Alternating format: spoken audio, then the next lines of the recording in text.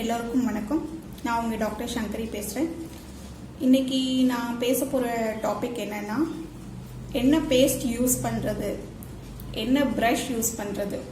இதுதான் மோஸ்ட்லி எல்லாரும் காமனாக எல்லாருக்கும் இருக்கிற டவுட். சார், இந்த பேஸ்ட் யூஸ் பண்ணால் நல்லா இருக்குமா, என் பல் வெள்ளையாயிடுமா, இல்லை சொத்தப்பல் வராமல் இருக்குமா, இல்லை இந்த ப்ரஷ் யூஸ் பண்ணால் நல்லா இருக்குமா அப்படின்னு நிறையா பேருக்கு நிறையா டவுட்ஸ் இருக்கும். அதை பற்றி நம்ம பேசலாம். ஓகே, ஃபஸ்ட்டு நான் சொல்ல போகிறது, எந்த பேஸ்ட் யூஸ் பண்ணலாம், எந்த பேஸ்ட் யூஸ் பண்ணால் நமக்கு சொத்தப்பல் வராது. ஓகே, அதுக்கு ஆன்சர் என்னென்னா, எந்த பேஸ்ட் வேணால் நீங்கள் யூஸ் பண்ணலாம். இந்த பேஸ்ட் யூஸ் பண்ணாதான் என் பல் வெள்ளையாக இருக்கும், சொத்தப்பல் வராது அப்படின்லாம் இல்லை. நீங்கள் அந்த பேஸ்ட் யூஸ் பண்ணுற யூஸ் பண்ணுற பேஸ்ட்டில் சைடில் வந்துட்டு ஃப்ளூரைட் கண்டென்ட் எவ்வளோ இருக்குன்னு பாருங்கள். ஃப்ளூரைட் கண்டென்ட் வந்து நார்மலாக வந்து 1300 ppmலேருந்து 1500 1500 ppm வரையும் இருக்கலாம் நார்மலாக. அதிகமாக ஃப்ளூரைட்ஸும் இருக்கக்கூடாது. அதிகமாக ஃப்ளூரைடு இருக்கிற பேஸ்ட் நம்ம யூஸ் பண்ணும்போது என்னென்னா பல் வந்து டிஸ்கலரைஸ் ஆகிடும்.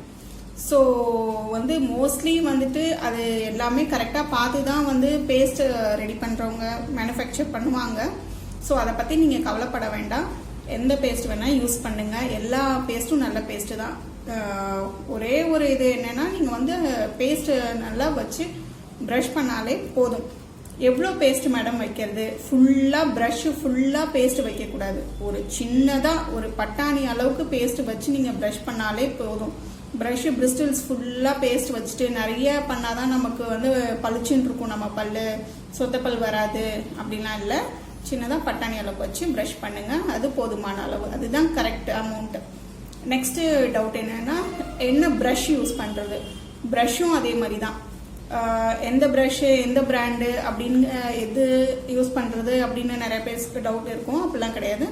எந்த ப்ரஷ் வேணால் யூஸ் பண்ணுங்கள். அதில் நீங்கள் பார்க்க வேண்டியது என்னென்னா, சாஃப்ட் பிரிஸ்டில்ஸ் இருக்கா. 3 டைப்ஸ் இருக்கும், சாஃப்ட், மீடியம், ஹார்டு.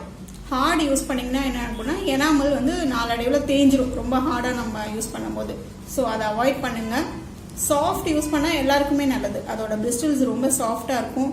ஸோ ஜென்டலாக இருக்கும், எனாமலுக்கும் ஜென்டலாக இருக்கும். பல்லு கம்ஸ்லாம் எதுவும் பிளட் இன்ஜுரி ஆகாமல் உங்களுக்கு ஹெல்த்தியாகவும் இருக்கும். ஸோ மோஸ்ட்லி ரெக்கமெண்டட் ப்ரஷ் எதுன்னா, பிராண்ட் எதுவானாலும் வச்சுக்கோங்க, சாஃப்ட் பிரிஸ்டில்ஸான்னு மட்டும் பார்த்துக்கோங்க. பேஸ்ட்டு சின்னதாக ஒரு பட்டாணி அளவுக்கு வச்சா போதும். நெக்ஸ்ட்டு எந்த பேஸ்ட் வேணாலும் யூஸ் பண்ணலாம், நீங்கள் நல்லா ப்ரஷ் பண்ணால் போதும். அதே மாதிரி ப்ரஷ்ஷும் வந்துட்டு 3 months ஒன்ஸ் நீங்கள் சேஞ்ச் பண்ணுங்கள். பிரிஸ்டில்ஸ் ரொம்ப தேஞ்சு போகிற அளவுக்கு வீணாக போன பிறகும் நம்ம அதை யூஸ் பண்ணோம்னா அதனால் என்ன ஆகுதுன்னா, ப்ரஷ்ஷு நம்ம சரியாக ப்ரஷிங் டெக்னிக்கும் கரெக்டாக இல்லை.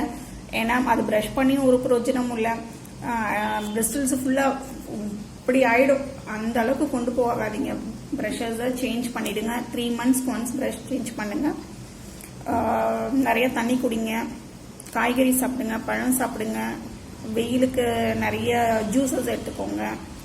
ஜூஸ் எது வந்துட்டு சுகர் இன்டேக் பண்ணாலும் இல்லை ஜூஸ் நிறைய குடித்தாலும் உடனே தண்ணி குடிங்க. ஹெல்த்தியாக இருங்க. Thank you very much.